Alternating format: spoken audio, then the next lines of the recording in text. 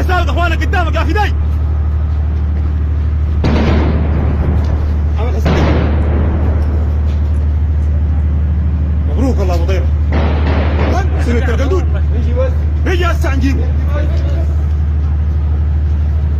خلصنا سيدة القلدون. مبروك مبروك والله احسن والله.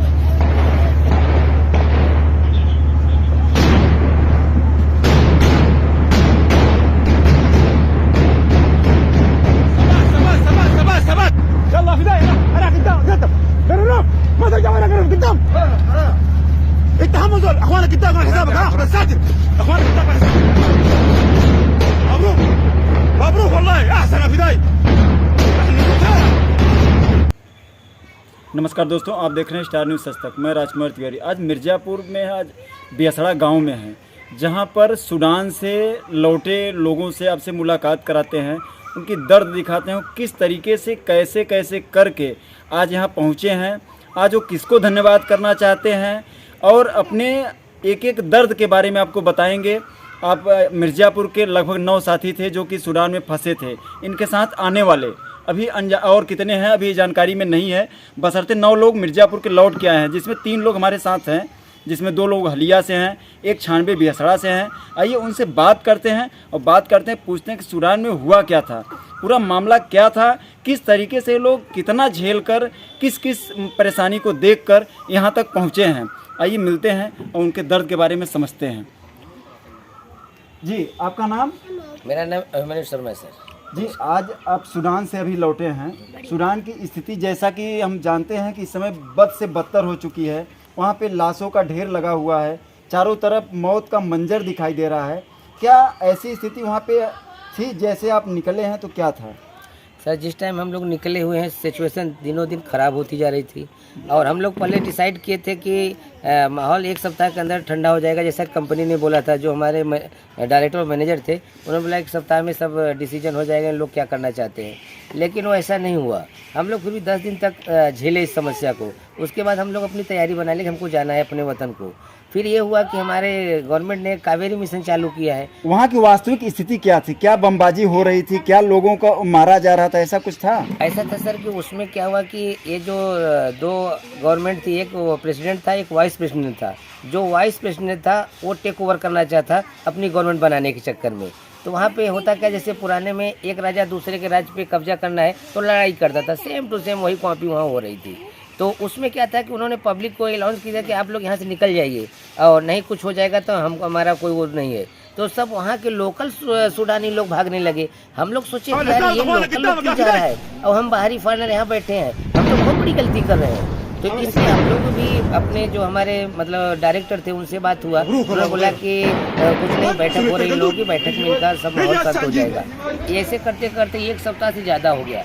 फिर हमने अपने हमारा पासपोर्ट टिकट दीजिए, पासपोर्ट दीजिए। हमारी गवर्नमेंट ने बोला था कि पासपोर्ट हो या न हो, कुछ हो या न हो, तुम सिर्फ वहाँ पे जाकर के ये बस पकड़िए। उन्होंने कावेरी मिशन की एक बस चालू किया था जहाँ पे हमारे एम्बेसडर थे। वहाँ पर क्या कहते सारे सिक्योरिटी एरिया है और वहाँ पर क्या कहते हैं कि वहीं पर वो रहते थे एम्बेसडर साहब। वहीं से मतलब बस बुक होती थी और सीधे पोर्ट सूडान के लिए। फिर हम लोगों ने 11 दिन तक देखा, उसके बाद मतलब स्थिति जब बस से बदतर हो गई तो फिर आप लोग निकलने का फैसला लिया। हुआ क्या, जब वो लोग आपस को नहीं पहचान रहे थे, हम तो बहुत दूर के थे, हम तो वैसे ही मतलब एक तरह से कहिए कि कत्लेआम हो रहा था। कत्लेआम मतलब कि हमने अपने आंखों से देखा कि लाश जैसे पड़ी, कोई उसको छू भी नहीं रहा है, ऊपर से और भी मतलब खतरनाक मंजर जा रहा है। तो हम लोग तो मतलब बिल्कुल अपना जो खतरनाक। आदमी सोचता है कि जब रक्षा की भक्षक बन जाए तो कहाँ भाग सकते हैं, और उस टाइम में आर्मी देख करके डर लगता था कि आर्मी है कि तो क्या है। आपकी उम्मीद कहाँ से जगी कि हम लोग घर पहुँच पाएंगे कि नहीं, ऐसा कुछ? हाँ उम्मीद जगी सर, जब हमारे मतलब कि गवर्नमेंट ने वहाँ पे कावेरी मिशन और प्लस हम लोग व्हाट्सएप से जुड़ गए अपने एम्बेसी से, तो एम्बेसडर साहब का हर वक्त मैसेज आने लगे। सारे यार जो हमारे सहयोगी थे उनका मैसेज आने लगा कि आप लोग यहाँ जाकर बस पकड़िए। तब आपको हाँ दिल में थोड़ा सा धाड़स हुआ कि अब सही है। जिस दिन हम लोग ने बस पकड़ा, बस आराम से लेके जा रही थी, रास्ते में कुछ लफड़ा हुआ, ऐसा लगा कि मतलब कि वहाँ पर जो लोकल लोग थे उन्होंने पत्थर मारा बस पे, उसका शीशा टूट, वो तो निशाना लगाए थे ड्राइवर को मारने के लिए, अगर ड्राइवर को चोट लगेगी तो गाड़ी पलट जाएगी, हम लूट लेंगे। लेकिन ईश्वर का ऐसा आशीर्वाद था कि थोड़े में काम होगा, चोट लगी 4-5 को, बच गए। उसके बाद जब पोर्ट सुडान आए तो पूरा, क्योंकि हम आर्मी थी वहाँ पे खाना दाना पानी सब के लिए भरपूर था, सरकार सारी व्यवस्था की सारी, इसलिए सर मतलब सरकार को क्या कहना चाहते हैं? सरकार ऐसी सरकार होनी चाहिए कि नहीं? सर ऐसी सरकार कंटिन्यू होनी चाहिए जी, हमारे दिल से। और हमारे जितने सहयोगी भाई होंगे, जो मेरे अड़ोसी पड़ोसी होगा, मैं उससे भी जा करके निवेदन करेगा कि आप इस गवर्नमेंट को मत भूलिए, क्योंकि ये जो मुसीबत में करेगी दूसरी सरकार की बहुत कम उम्मीद है कि ऐसा करेगी जो ये लोग ने किया। हमारे मोदी सरकार और योगी सरकार दोनों रात और दिन वहाँ पे 24 घंटे मतलब कि इन लोगों का मैसेज आता रहता था कि कोई भी छूटने ना पाए, सबको रेस्क्यू करो। मतलब सबके लिए एक तरह से कहिए कि हनुमान बन के खड़े थे। बिल्कुल सर, इसमें दो राय नहीं है। और हमने तो बताया अपने दिल में, अपने परिवार, अपने फैमिली से, ये तो अब पड़ोसी से भी कह दिया कि कल भी, आज भी और कल भी, ये तीनों आभारी रहेंगे। बात करते जो कि हमारे बेहसड़ा से हैं, और बताइए कि आपके साथ वहाँ क्या कैसी स्थिति गुजरी थी, आपका परिचय? हमारा नाम विनय कुमार शर्मा है। जी सर। और वहाँ जो स्थिति थी बहुत ख़राब थी। अभी बता रहे थे कि वहाँ पे मौत का मंजर जीता जागता एक तरह से कहिए तांडव हो रहा था। जी हाँ, तांडव हो रहा था। क्या ऐसा मंजर आप लोग के सामने बता रहे थे? कोई बम फटा, आप लोग वहाँ पे मौजूद थे कुछ दूर पर? वहाँ जो बम, एक तो ऐसा था कि हेलीकॉप्टर भी देश नहीं जाएंगे क्योंकि मौत के मंजर से घूम के लौट कर आए हैं। आइए फिर तीसरे व्यक्ति से बात करते हैं, उनसे पूछते हैं क्या पूरा मामला था। और आगे जी, मैं राजेंद्र शर्मा इंडिया मिर्जापुर से हूँ जी, और मैं सूडान से वापसी कावेरी मिशन के अंतर्गत आया हूँ। और वहाँ सूडान में स्थिति बहुत ही भयावह थी जी। जैसा हम लोगों ने कभी नहीं देखा था, उस तरह कभी का कल्पना नहीं किए थे। कल्पना नहीं किए थे कि ऐसा भी कभी होगा, जबकि 3 साल से हम थे, पहले 3 साल से पहले थे। और ये हम लोगों को अंदर की बात कुछ पता नहीं है उनकी पॉलिटिक की, लेकिन एकाएक जिस दिन से चालू हुआ 15 तारीख से, अप्रैल से, ये पता ही नहीं चला कि हो क्या रहा है। लाशों की ढेर लग गई और गोले बारूद और गोलियां और ये बंदूक ये सब चलाना चारों तरफ। हाँ, हम लोगों के चारों तरफ चलने लगा। हमारे कुछ इंडियन उस एरिया में ऐसे फंसे थे कि वो बेचारे कम से कम 3-4 दिन बिना खाए ही रह गए, क्योंकि उनको मौका नहीं मिल रहा था कि मैं नीचे जाऊँ। जब गोलियाँ चल रही तो कैसे जाए। फिर मेरी सरकार को जब ये बात का पता चला तो उन्होंने रेस्क्यू किया कावेरी मिशन के अंतर्गत। ये हुआ कि मीटिंग भी हुई कई देशों से कि भाई इंडियन को बाहर निकाला जाए किसी भी तरह से।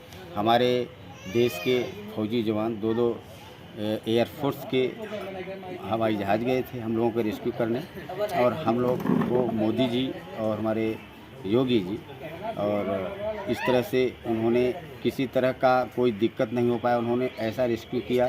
और भी जो भाई थे हमारे, खाने पीने की व्यवस्था क्या थी? खाने पीने की व्यवस्था हमारे इंडिया से बिल्कुल लंच पैकेट बन के एकदम ज़्यादा था। मतलब इंडिया से जाता था? हाँ, इंडिया से ज़्यादा था। वहाँ कैंप में मिलता था बाकायदे। जहाँ से बस सूडान से हम पकड़ते थे, वहाँ से भी लंच पैकेट बस के द्वारा जाता था।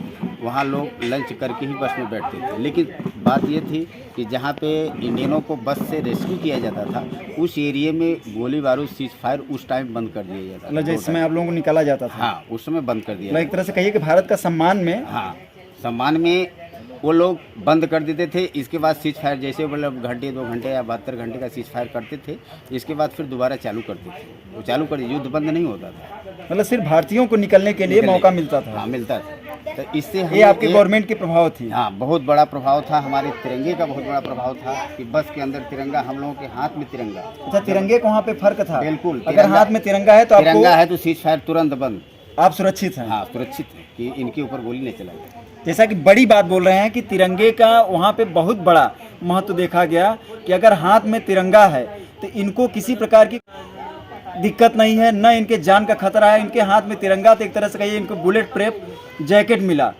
तिरंगा नहीं, सिर्फ इनको बुलेट प्रूफ जैकेट मिला। ये आज भारत का असर देखने को मिला। फिर आप सरकार को क्या कहना चाहते हैं? ऐसी सरकार को, ऐसी सरकार को हम बहुत सा हृदय से। चाचा जी, क्या नाम है आपका? हमारा नाम है शर्मा, मैं बेसड़ा कला का रहने वाला हूँ। पता चल रहा है कि आपका बेटा जो है सूडान रहता था और अब आ गए हैं। हाँ, तो कब आपको पता चला कि वहाँ पे क्या हो रहा है? ये तो पता फोन से बराबर चल रहा था। हम्म। और स्थिति मालूम- पहले से मालूम थी? हाँ, फोन द्वारा कांटेक्ट हो रहा था। टीवी वगैरह में भी देखते टीवी थे? में हम डेली टीवी देखते थे हम। तो जो मंजर आपने टीवी में देखा था तो क्या उस समय आप सोच रहे थे? भाई दिल तो घबरा, लड़के सब रिश्तेदार हैं, अपने खास के हैं। भाई देखने पर तो तकलीफ हो ही रहा था, ये करे क्या मजबूरी थी। जी। लेकिन हमारे नरेंद्र मोदी जी, आदित्य योगीनाथ जी का धन्यवाद है कि वहाँ से वापस ले सकुशल निकाल रहा है। निकाला है और एक पैसा भी नहीं लगा। जी। अब खुशी है आप जब आपका बेटा घर पे आया तो देख करके आपको अपार खुशी हुई? हाँ, खुशी हुई। कितने लोग आए हैं पूरे? यहाँ तो है बस में तो तमाम आदमी थे, ये सब थे, लेकिन यहाँ जैसा टंकी को हम अकेले उतरे थे हमारा लड़का। इस 96 का अकेला? हाँ, यहाँ ठीक।